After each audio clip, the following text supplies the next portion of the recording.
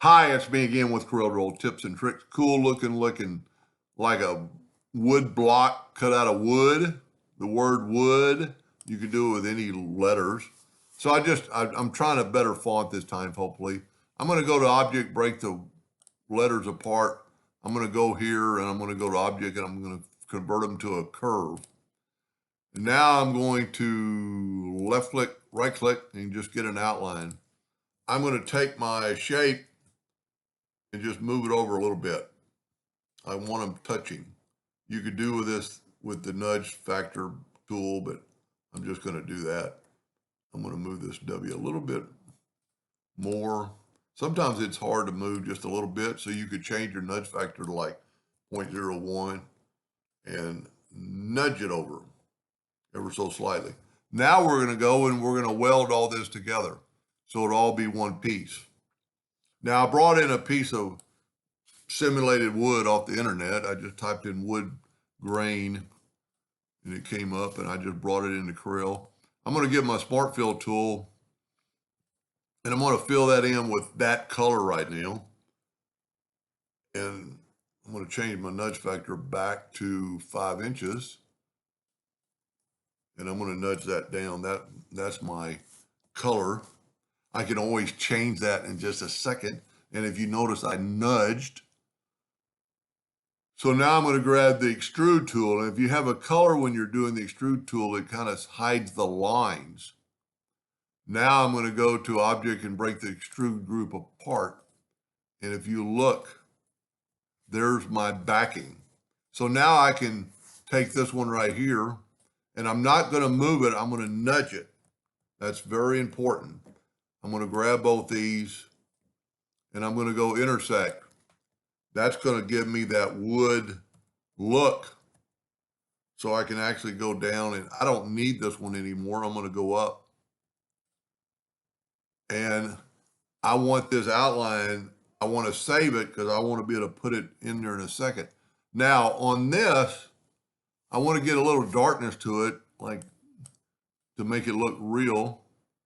I'm going to grab my interactive fill tool. I'm actually going to come down and I'm going to put a little, you know what? I wonder if I use a darker brown instead of a black. Let's take this dark brown right here and put it right here. That looks pretty good.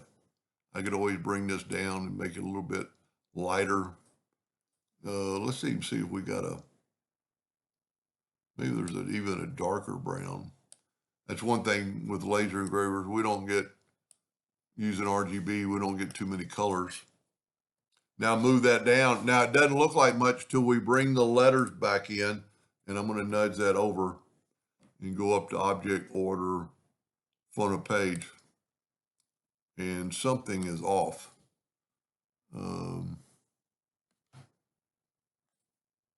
Well, what I need to do is here and put my,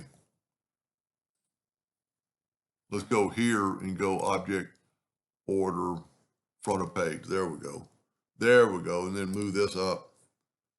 And I'd actually, let's go object, order, and put the lineage, and you could make it a little bit thicker lineage.